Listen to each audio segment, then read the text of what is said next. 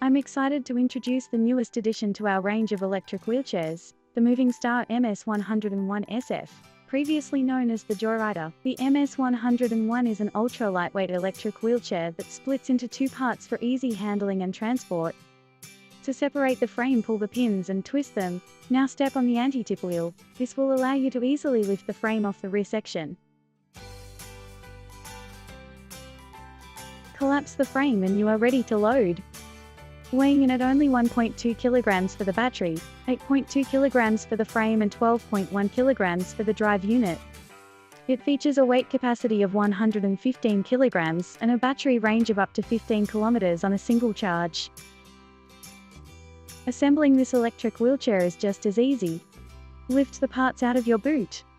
Step on the anti-tip wheels and line up the frame with the drive unit. Now twist the pins, ensuring they retract completely. Connect the magnetic battery cord and you are done. You can now operate your electric wheelchair with the joystick. I hope you have enjoyed this video.